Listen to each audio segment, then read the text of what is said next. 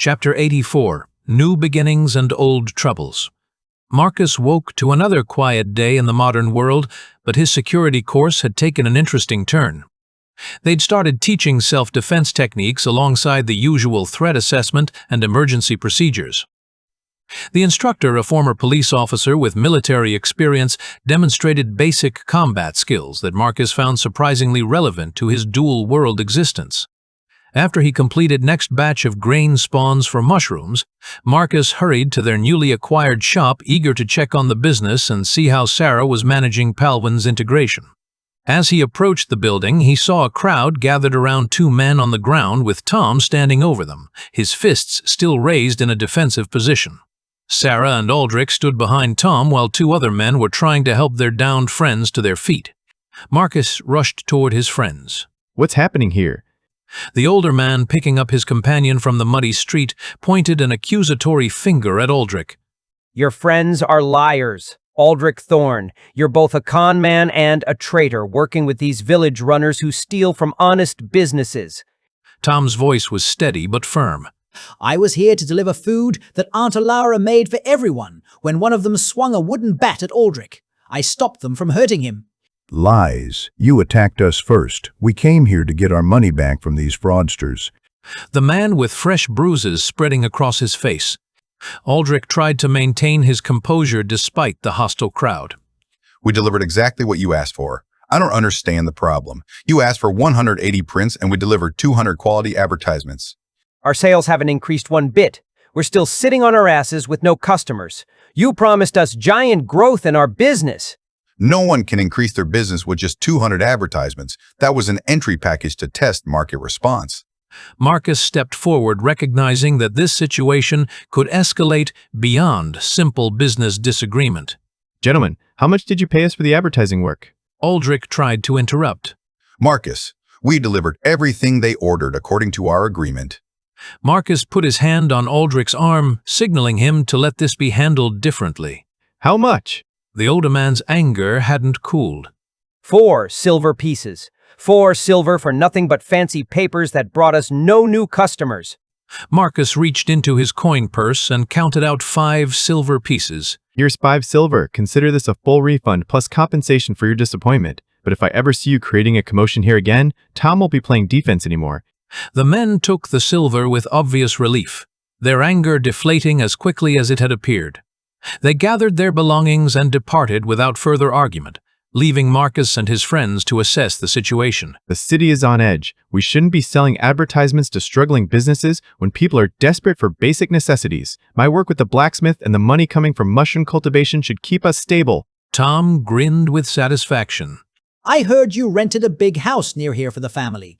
"Yes, Tom. Head to the Geno Inn. The owner is our new landlord. Take the key and start the moving process. We can finally live like proper human beings instead of cramped in that shed." Sarah's eyes lit up with excitement. "Where are the prototypes? I want to see the sewing machine components you've been working on with Tamir." Aldrich looked concerned about the rapid changes. "Are you sure about all this expansion? Are we moving too fast, constantly adding new responsibilities and commitments?" Sarah turned to Aldrich with obvious affection. "Aldrich, come on. You always wanted to be a wealthy merchant lord. How are you going to get rich if we don't work hard and take calculated risks?" "I'm definitely in favor of working hard, but is this approach smart? Are we being strategic or just reactive?" Marcus considered the question seriously. "Honestly, I don't know if everything will work perfectly, but we'll figure it out as we go. The important thing is that we're making progress instead of staying stagnant. Where's Palwin?" "She's inside making ink. You know she won't come out unless we specifically ask her to." Tom called toward the shop entrance. "Palwin, I brought you a chicken sandwich." He headed inside to deliver the food. Marcus took Sarah's arm and walked toward the shop entrance, speaking quietly so only she could hear. "Has she been working any of that special magic these past weeks while living with you?"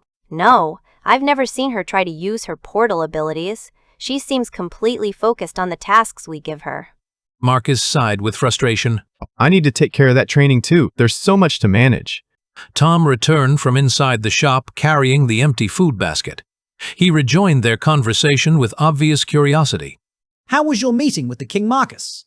Aldrich's business concerns were immediately forgotten. "Yeah, we forgot to ask. You had an audience with His Majesty. That's incredible." Sarah grinned mischievously, Are you a lord now? Lord Marcus of Millhaven? laughed. It has a nice ring to it. Lord Marcus sounds distinguished. Marcus rolled his eyes at their teasing. Stop it, you guys. It was actually quite serious. I was almost executed again for speaking out of turn. He laughed, but there was real tension behind his humor. Okay, my lord. With exaggerated formality, Marcus waved off their jokes. They acknowledge there could be food shortages, but they won't agree to full agricultural mobilization. The king's advisors are either incompetent or compromised by special interests. If it wasn't for Sister Cora defending me, I think after my first comment to the advisors, I could have been hanged for disrespecting the crown. Aldrich nodded approvingly. Sister Cora works directly for the king now, so at least we have an ally inside the palace. That's valuable political protection. Tom's expression darkened at the mention of the Brightshield family. Yeah, she's nothing like her sister Alice. That woman imprisoned us and betrayed Marcus. I thought Alice was my friend, but she was working for our enemies the whole time. Marcus changed the subject to more positive developments. Since we have spare money from the mushroom payments, we can spend some to create children's books using my alphabet system. We need to educate people, and if we wait for the war to end, it might never happen. Sarah considered the educational project. You can't take responsibility for everything, Marcus. But I could start printing a couple hundred basic books and teach willing children in the mornings before our regular business hours. While they were discussing their expanding plans, Marcus spotted a folded note tucked behind Palwin's workspace. Written in familiar handwriting, it contained only a simple message. Marcus I will be at Rhodey Inn tomorrow morning. Oh boy, Marcus thought. Only one person was crazy enough to leave an unsigned note like that in such an obvious location. Celestine's reappearance meant new complications were approaching. Every time the mysterious woman contacted him, Marcus's life became significantly more difficult and dangerous. But she also brought information and capabilities he couldn't obtain anywhere else. The business was thriving. His family would soon have proper housing, and he gained limited royal support for his agricultural innovations. But Marcus knew these small victories were preparation for much larger challenges ahead. Malachah's threat hadn't diminished. The city's political tensions were escalating. The food crisis continued developing despite his mushroom cultivation success. And somewhere in the background, cosmic forces involving world seeds and interdimensional conquest were building toward a confrontation Marcus wasn't sure he was ready to face.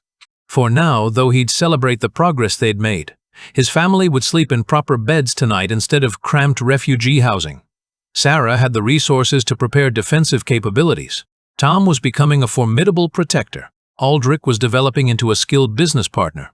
Even Palwin was adapting to individual decision-making slowly but steadily. Tomorrow would bring new challenges, starting with whatever Celestine wanted to discuss at the Rhodey Inn. But tonight, Marcus could enjoy the satisfaction of problems solved and responsibilities met. The city was still on the edge of crisis, but his people were safer and more capable than they'd been since arriving in Drakmor as desperate refugees. Sometimes progress measured in small steps was the most important kind, because it built the foundation for larger changes that could eventually transform everything.